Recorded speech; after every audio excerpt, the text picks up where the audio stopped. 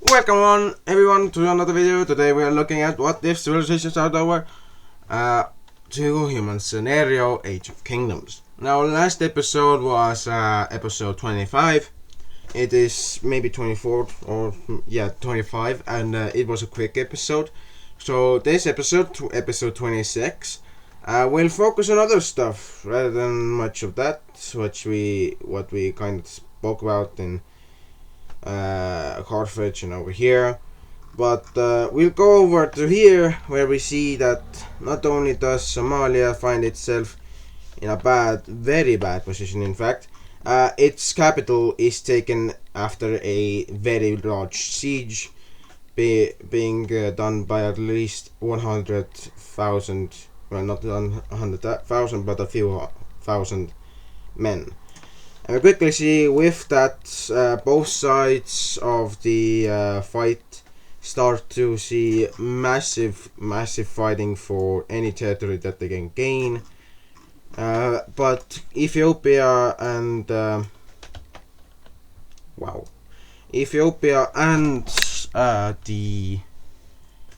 Somalis are still pushing in the south, while over here they are struggling. The Somalis are struggling, but still making some moves. They are also went over here and took some territories and 2 villages, which is still not too bad, but it's not good enough. Over here we see that after the fall of the capital, most of the lands over here fell over to the Ethiopians, while some did manage to fall over to these guys. And now we see that the rest of Ethiopia, or what's basically left of it, well, not Ethiopia, but of Somaliland, will see a large fall as they start to fall from the behind areas, while on the main front they are pushing back the advances, although they are doing so only a bit. And once the Somalis start to fail and the Somalilandic people start to actually win, we see that the Ethiopians start to see many more troops just defect to them, because these people really wanted their own lands to not fall under any sort of Somali rule, even though they're of the same people basically. We quickly see that due to this, the Ethiopians will take over all of this area, making themselves quite powerful and quite dangerous for anyone over here. And once they start to push into these areas, we finally see a last effort to gain territory will go very well, although the problem becomes very apparent as both sides claim both of their lands and even more.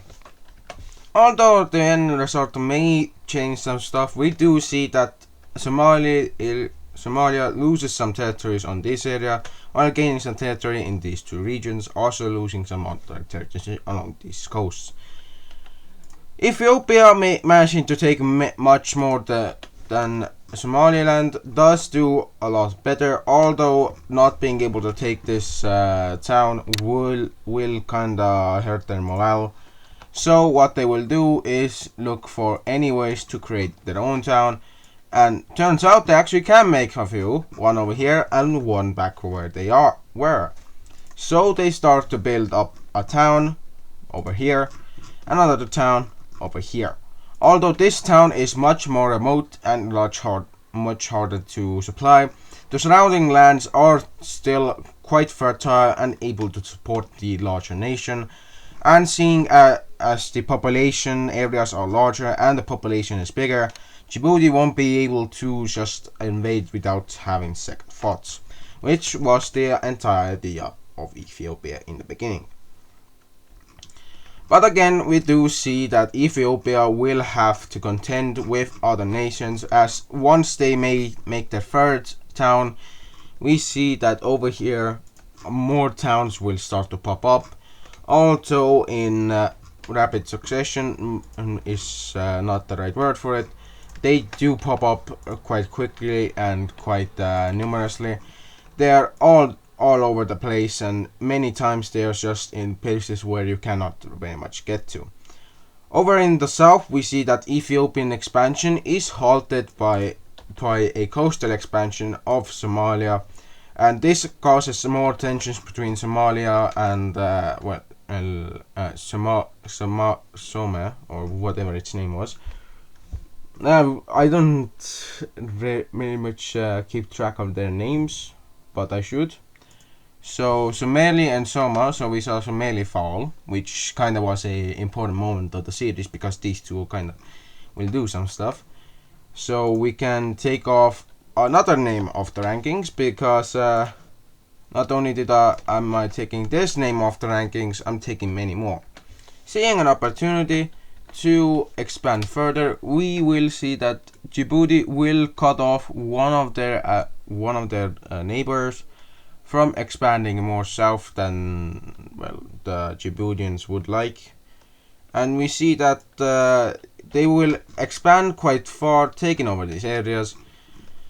And once the Djibouti's neighbor over here tries to expand to kind of not get cut off, it sees a large cut off be done by both its northern neighbor and its southern neighbor, which kind of causes it to get a bit mad and a bit cranky, but it does not do anything as it's not strong enough just yet.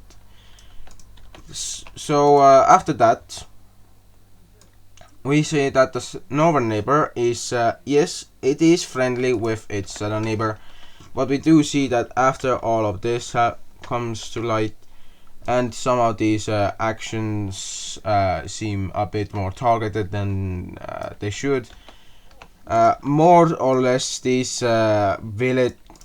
once friendly guys over here start to view each other as enemies and start to even try and outdo each other. Sometimes we do see that they send assassins towards each other's capitals, only for those assassins to get caught or just stopped in the tracks, or because deadly forests, deadly everything. But we quickly see that not only will that be the case, many of these men and women that are sent and trained specifically to kill will actually fall from their intended actions and position, and will start to disobey any and all orders sent to them to attack anyone or attack anyone that should be attacked. And we quickly see that these nations over here, especially Sudan over here, because it's trying to do a lot, and to be honest, it's already doing a lot, although it's not doing too much too well. It is still doing quite well for its own time. And we even see it starts to actually form a town in this area over here, actually this one. And we quickly see that Nylea, wanting more territory, will force its people to go over in these areas and force themselves to expand.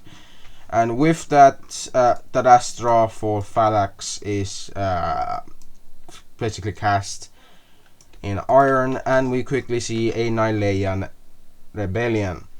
This Nylean rebellion is made up of mostly rebellious groups who have wanted to overthrow their once bad emperor, once great rulers for quite a while, but good reforms have kind of calmed them until Phalanx came into power. With Phalanx coming into power, we see these town lords quickly taking over the surrounding areas, and even sometimes making unified areas or pockets of resistance. Over in the south, the largest pocket forms when this guy starts to take over these villages.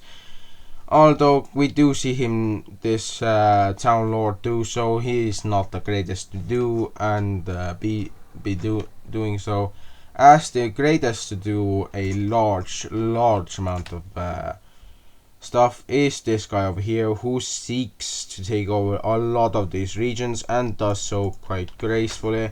Eventually, just off the small areas over here, we see that he will unite these pockets into one, and even the somewhat smaller pockets will start to unite into one, seeing as they are able to do so with smaller and smaller areas. And quickly we even see that these areas over here that have more Libyan populations will start to kinda cut themselves off from the people of well, you know who. And we quickly see that due to this, these areas quickly are annexed over by Libya, who sees it as a good way to expand. And for Sinaya, they don't do much, as their forces have already kind of left these areas for a while. With all of that being done, they will also do a lot of stuff, like supply these rebellion groups with food and water, as these rebellion groups don't necessarily need that much water, but they still need it for their army. And quickly see that after this rebellion group is done forming, it will officially declare rebellion from the state's areas, and we quickly see that many generals quickly have joined it, seeking to increase their power, increase their wealth, and increase their status. With Phalanx bringing in a time of calling for the military because, well, he wasn't happy with what happened in the greater Nilean conflict a few years back, which saw the wars of Corfu, Libeo, war against Nilea, which was technically a Libeo Nilea war, is kind of just being called a multi-people alliance war. We quickly see that with these attacks against the nation over here, many, and I do mean many, areas do fall, and without any ability to stop it, Nilea loses a ton of areas, and we quickly see that the support for the emperor is weakening, and even in the south, his own forces turn against him and join these southern areas, quickly seeking to re-give these regions over to the people that desire to have them back. We quickly see that with these regions being taken and out of their, well, these regions being taken back, more certification to retake the homeland is being, well, formed, and propaganda begins to flow in the rebellion states, where we see that the rebelling lands will start to see many of their people see more and more patriotism as propaganda starts to flow. With that, we finally see that the final forces of Nilea will try and defend the capital, although the forces of the rebellions are greater, as one by one the surrounding villages do fall, and once one village falls, another falls, and so on until one last village stands in the way, and once that is taken, the capital is finally under threat.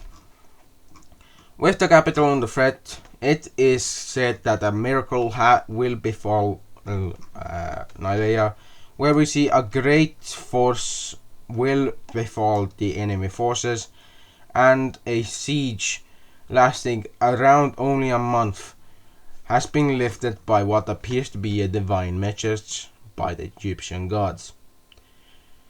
Nilea sees this, and the people of Nilea sees this.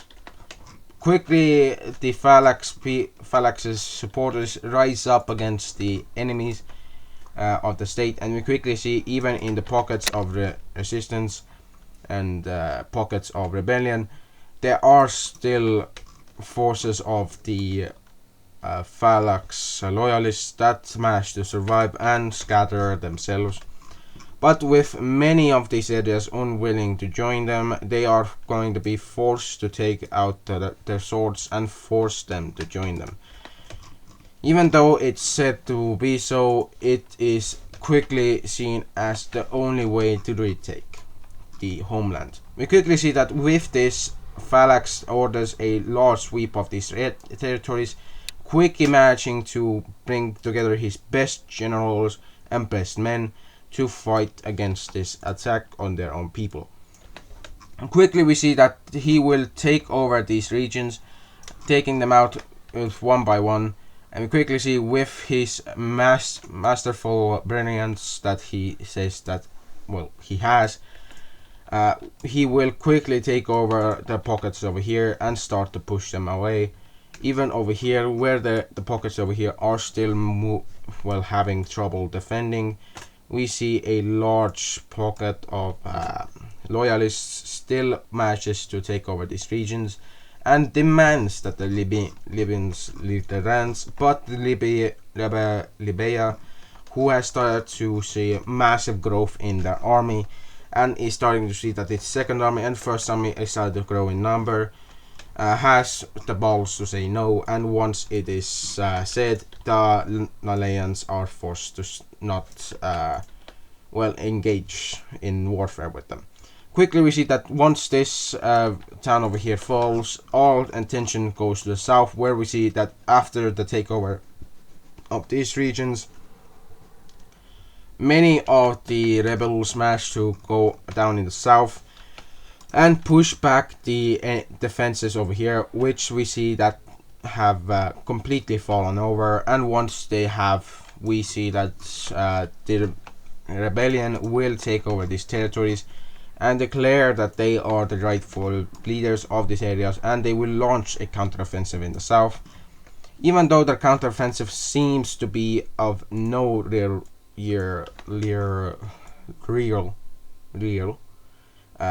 use and effectiveness, they try to and do succeed in their efforts. Although when they do so, the Nilayans exploit a small gap in their lines and use their army to punch through and take these regions.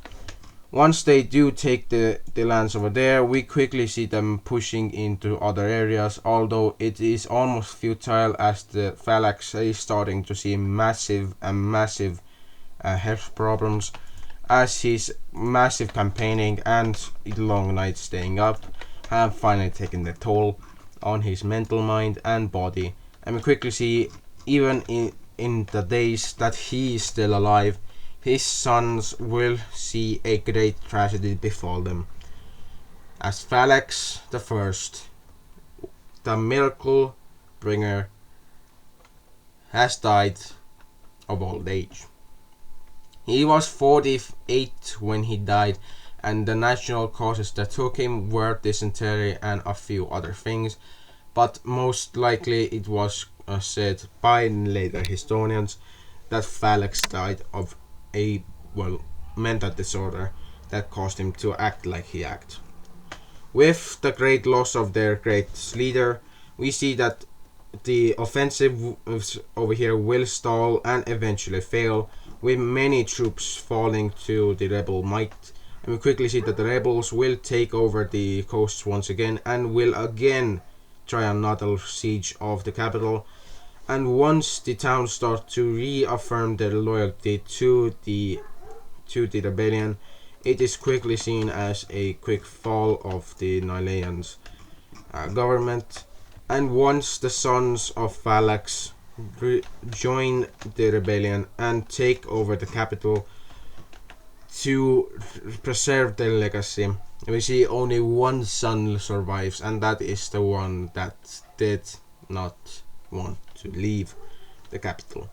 He is then given the position of emperor and is forced to become the new ruler and new sovereign of what is now the great empire of Nilaya. With Nilaya's loss of the southern territories, it sees that Sudan and its surrounding lands territories will be coveted by other nations, specifically by Anatolia and Crete, as Crete starts to see many problems happening to it.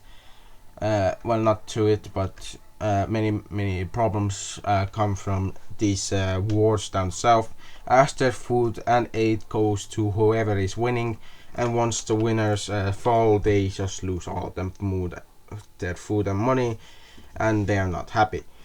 So what the first thing that they will ask of the newly appointed guys over here is if they can take over some lands over here, and once that is affirmed, we see that Sinaya will start to quickly just take a few southern coastal territories.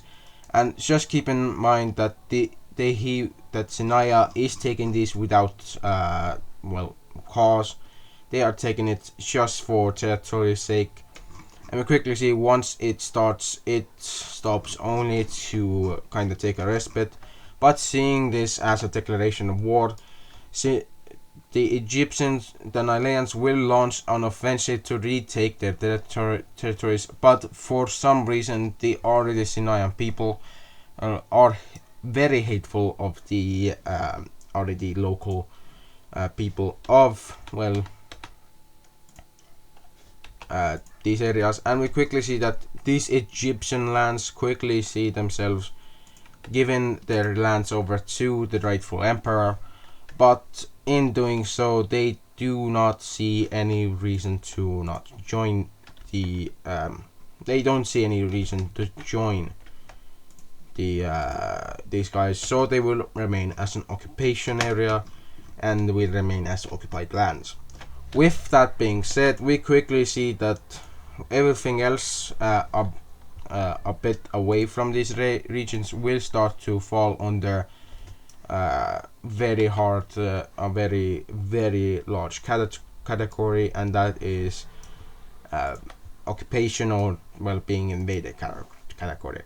And we quickly see that with the southern offensive over here stalling at the gates of this town over here, it would be no surprise once they try to destroy the gate to the center, the Nileans will be pushed back.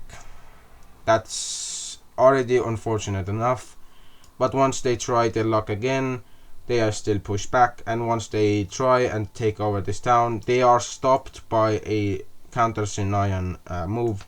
And we quickly see that the Sinayans are quickly going to take back these areas around this town and push back the Nileans, who are not ready for this war, as they have just managed to survive their civil war and now are in a true war.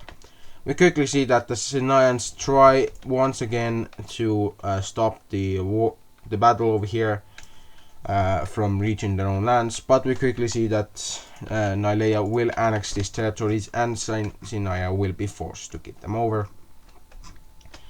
And with that being said, Sinaya does lose more territories and does lose areas of the lands, but in doing so they did have to pull back their own people. And we quickly see that it will cause many problems for themselves. As we can see, they have just lost a few territories that they should have held on to, but they still haven't. And once it is affirmed that they start to lose territories over here because of the large Nilean refugee crisis, we see that the Nilean people will be persecuted and sent to hell by the Sinayans. Quickly we see that with the Sinayans sending these people to hell and not being able to control these regions, they will be forced to give over some territories over to Nilea, who will quickly take over these territories to quote-unquote liberate its people from the Sinayan attackers. Speaking of attackers, we see that something interesting happens in one part of the world that we haven't looked at just yet, and that is Malaga. We haven't looked here since I made these nations. And what is the current things going on over here? Well, the current thing that's going on is a great war of here.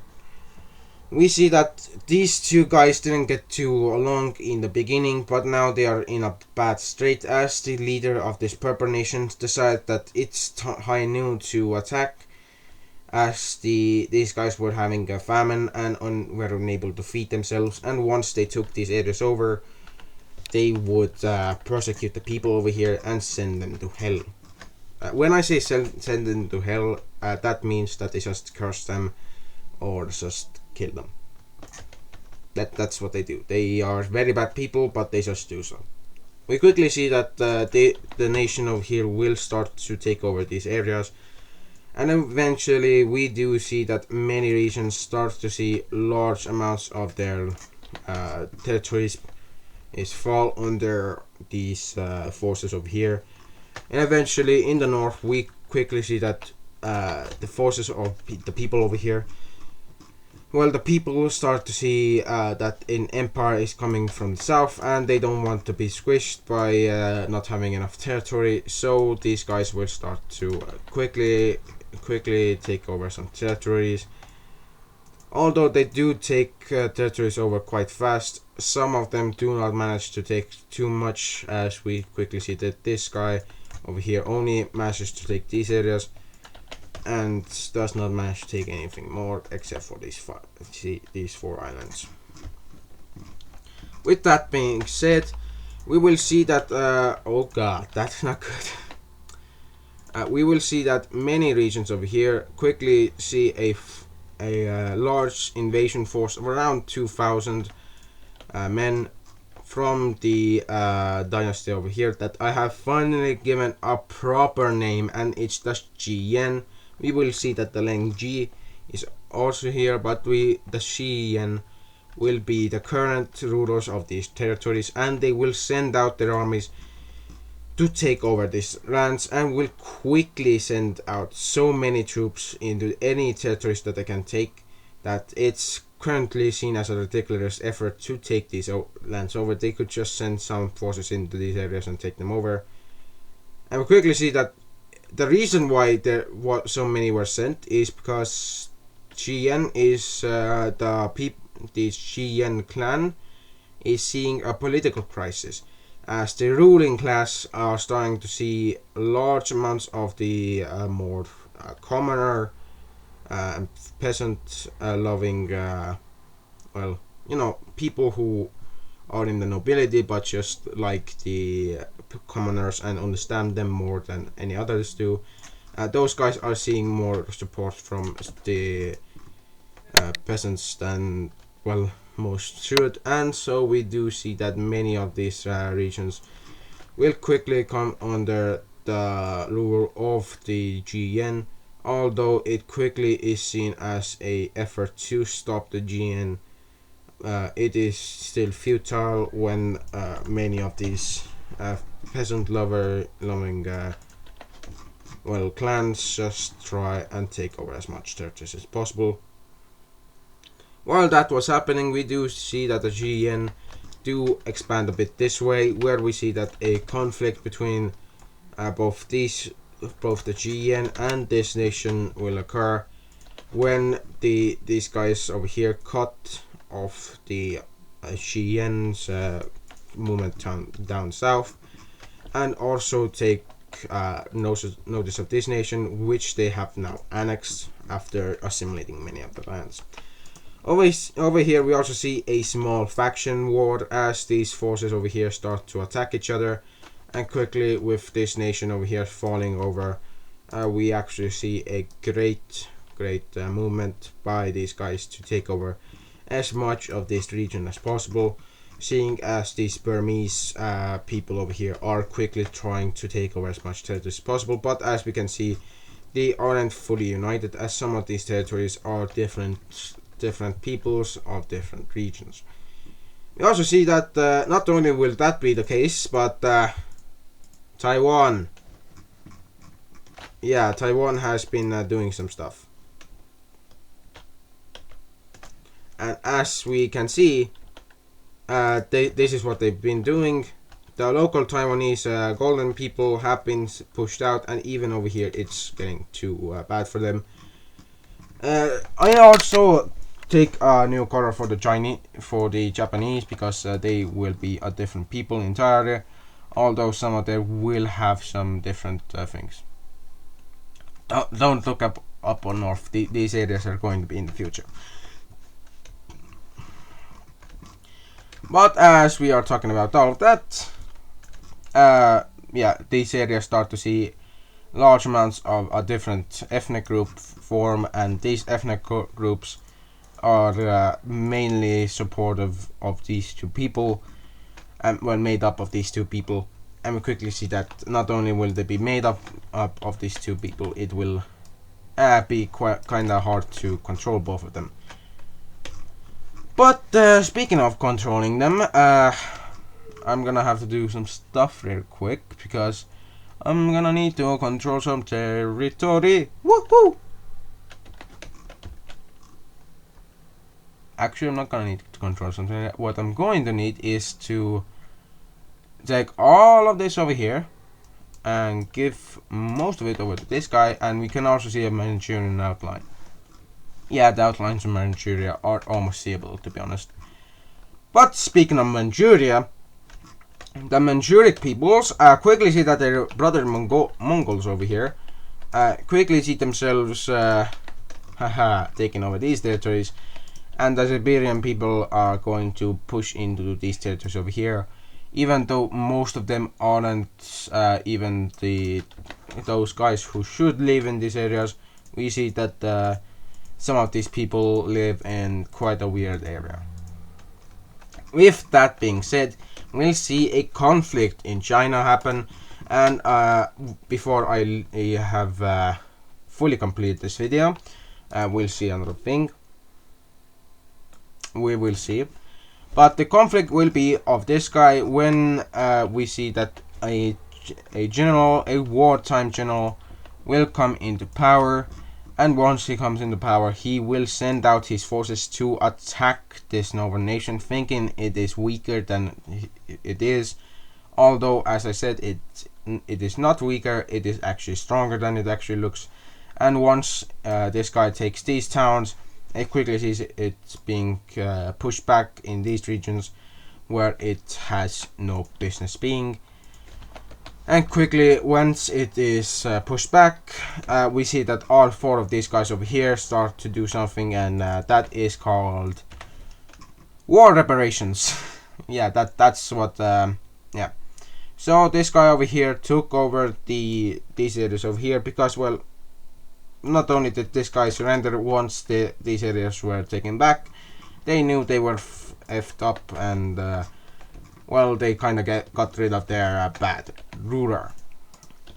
With that all being said, we quickly see that this guy over here in the north takes over these regions, this guy over here takes over these areas, and this guy by far takes the most, as it takes most of these areas and a town with them. We quickly see the rest is forced to either be split between these two nations or taken over by this guy, which it chooses to be split upon. And we quickly see that not only will it be split in twine, it will be split forever, as this nation will never again appear. With that being said, we quickly see that these two nations, Ailang and this guy, quickly start to see many things happen, and quickly we will see that not only will these two see many things happen, but let me tell you guys, these two create an alliance, that well, it's not a true alliance, it's just what is said. But basically, once this guy over here finally unites with this guy, getting rid of another nation over here, these two kind of started to talk more, and eventually these two also started to talk with this guy, and these three started to, well, become very friendly towards each other. With that being said, I don't think I have anything left to say. But if you guys want to see something happen in the future with the series, please leave a comment down below so I can get some stuff done in the whole thing. It would very much be helpful. Also, this guy's annexed this country because one, it was kind of in the way of doing some stuff. Also because this nation was collapsing, and the one guy over here was kind of dumb. The emperor of these areas, or well, Dina of these regions, said, you know what, I'm not gonna learn anything as a kid. That's what he said as he was a kid. and now he can't even rule a country, even though he should be able to rule. And well, that just causes a lot of turmoil now, doesn't it? But yeah, seeing as that is done, I may end the video here. But if you guys did like the video, please hit that like button and hit that subscribe button, so the algorithm would pick me up more and throw me in the well, recommended videos area more. That would be a very good thing to have. Although the last event will be the Tibetan expansion, as the Tibetan people have finally decided to expand their territories. We quickly see that once this Tibetan nation quickly starts to form into a larger people, its southern areas become very jagged as they start to move into more colder areas, and as our own Tibetan people do have a gene that allows them to do stuff, it is kind of something. Also, I found out that the Neanderthals actually kind of would look like us, just uglier. So prejudice just exists now. But speaking about prejudice, there's nothing around that. I'm just gonna do some 2 more things over here, polish the borders a bit and expand the Li Jingzis, because not only has it been years since the one ruler took over, his great grandson is currently the ruler of these areas, and that great grandson is just like his great grandfather. And with all of my things being said, see you and meet you guys in the next video. Bye bye!